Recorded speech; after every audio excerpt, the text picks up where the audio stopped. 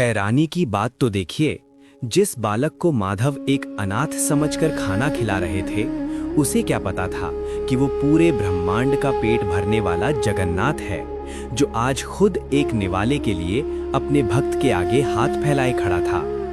उड़ीसा के नीलांचल क्षेत्र से दूर महानदी के किनारे एक छोटा सा गांव था, निश्चिंतपुर। नाम तो निश्चिंतपुर था, लेकिन वहां रहने वाले वृद्ध माधवदास के मन में इस समय रत्ती भर भी निश्चिंतता नहीं थी। माधवदास गांव के एक अत्यंत निर्धन लेकिन परम विद्वान ब्राह्मण थे। उनका पूरा जीवन जगत के नाथ जगन्नाथ की सेवा में बीता था। उनकी पत्नी का देहांत वर्षों पहले हो चुका था और उनकी कोई संतान नहीं थी। उनके लिए तो जगत के नाथ जगन्नाथ ही पुत्र थे, वही सखा थे और वही सर्वस्व थे।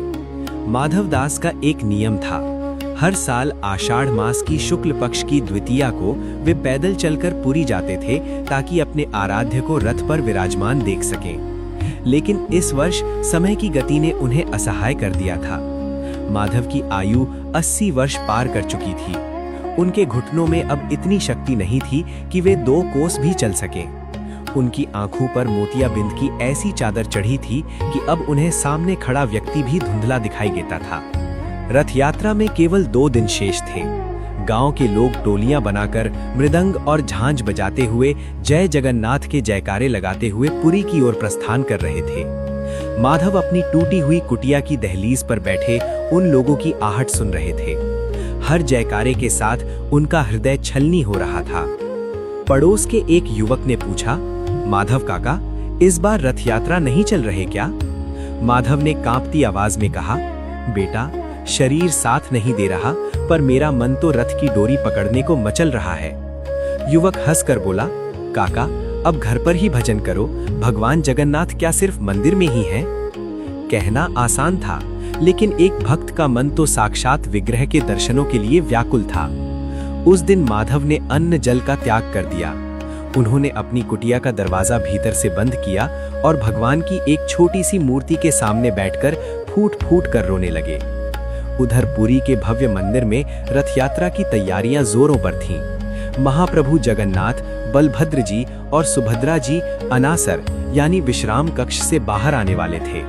लाखों की भीड़ उमड़ रही थी। लेकिन उसी रात मंदिर के मुख्य पुजारी को एक विचित्र स्वप्न आया। उन्होंने देखा कि भगवान जगन्नाथ के विग्रह की आंखों से आंसू गिर रहे हैं। पुजारी घबराकर उठ बैठे। उन्होंने सोचा, प्रभु क्यों दुखी हैं? क्या सेवा में कोई कमी रह गई? इधर निश्चिंतपुर में माधव की दशा और भी खराब हो गई। भूख और प्यास से उनका शरीर शिथिल हो गया था।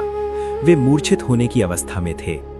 आधी रात का समय था, मूसलाधार बारिश हो रही थी। तभी माधव की कुटिया के दरवाजे पर किसी ने दस्तक दी। खट खट खट। माधव ने सोचा कि शायद कोई राहगीर होगा जो बारिश से बचने के लिए शरण मांग रहा होगा। उन्होंने लड़खड़ाते कदमों से जाकर दरवाजा खोला। बाहर कोई बड़ा आदमी नहीं, बल्कि एक छोटा सा बालक खड़ा था। उसकी उम्र मुश्किल से 6-7 साल रही होगी। उसका रंग बादलों जैसा सांवला था, आंखें बड़ी बड़ी और गोल थीं और उसके सिर पर एक छोटा सा मोरपंख लगा था। उसके हाथ में एक बड़ा सा पीतल का पात्र था, जिसमें से महाप्रसाद की दिव्य सुगंध आ रही थी। बालक ने मुस्कुराकर कहा, बाबा, बड़ी भूख लगी है, क्या मुझे अंदर नहीं बुलाओगे? माधव चकित रह गए। इतनी रात को इस घनघोर बारिश में ये बालक अकेला कहां से आया? उन्होंने उसे अंदर बुलाया। बालक ने अपनी पोटली खोली और बोला, बाबा, मैं पुरी से आ रहा हूँ। वहाँ जगन्नाथ जी की रसोई में बहुत सारा प्रसाद बना था, तो मैंने सोचा आपके लिए भी थोड़ा ले चलूं। आप तो 2 दिन से भूखे हो ना? माधव की आंखों से फिर आंसू बहने लगे।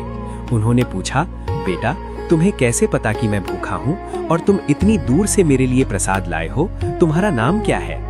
बालक ने शरारत से मुस्कुराते हुए कहा, मेरा नाम? लोग मुझे कई नामों से बुलाते हैं, पर मेरी माँ मुझे कन्हई कहती है। और रही बात आपके भूख की, तो जब भक्त का पेट खाली होता है तो मेरा मन भी नहीं भरता। बालक ने अपने छोटे छोटे हाथों से माधव को खिचड़ी और डालमा खिलाना शुरू किया। जैसे ही पहला निवाला माधव के मुख में गया, उनके शरीर में बिजली सी दौड़ गई।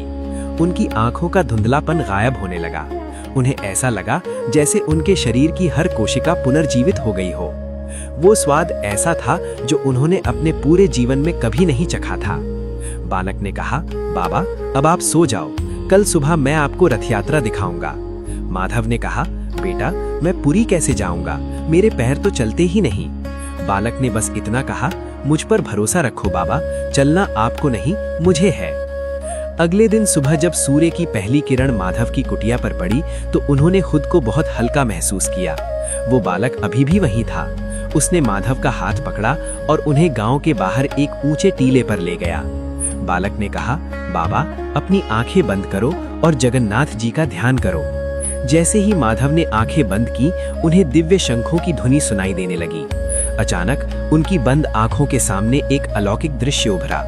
वे निश्चिंतपुर के टीले पर नहीं बल्कि पुरी के बड़दांड यानी मुख्य मार्ग पर खड़े थे। उनके सामने 3 विशाल रथ खड़े थे, नंदी घोष, ताल ध्वज और देवदलन।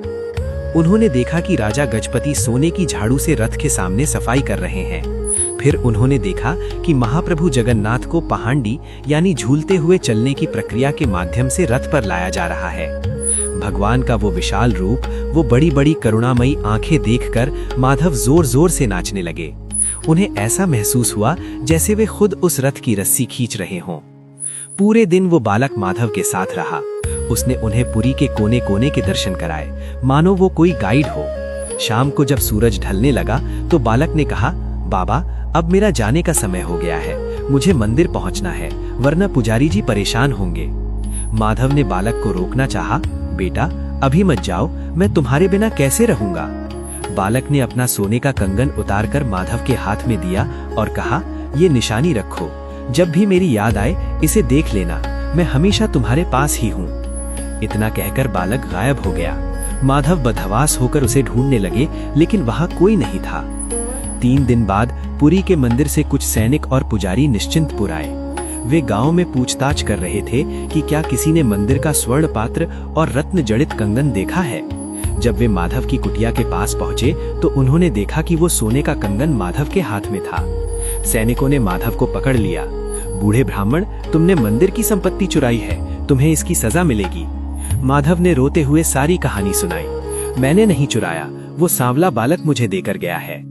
पुजारी जी ने जब माधव की आंखों में वो अलौकिक चमक देखी तो उन्हें संदेह हुआ। उन्होंने पूछा, वो बालक कैसा दिखता था। माधव ने वर्णन किया, सांवला रंग, बड़ी बड़ी गोल आंखें, मोर पंख और उसके चेहरे पर ऐसी मुस्कान थी कि काल भी ठहर जाए। पुजारी जी के पैरों तले जमीन खिसक गई। वे समझ गए कि स्वयं जगन्नाथ ही अपने भक्त की लाज बचाने और उसे दर्शन देने के लिए मंदिर से बाहर आए थे। पुजारी जी माधव के चरणों में गिर पड़े। उन्होंने कहा, धन्य है आप माधवदास, हम मंदिर के अंदर रहकर भी प्रभु को पत्थर की मूरत समझते रहे और आपने अपनी भक्ति से उन्हें बालक बनाकर अपने पास बुला लिया। उस दिन के बाद माधवदास को ससम्मान पुरी ले जाया गया।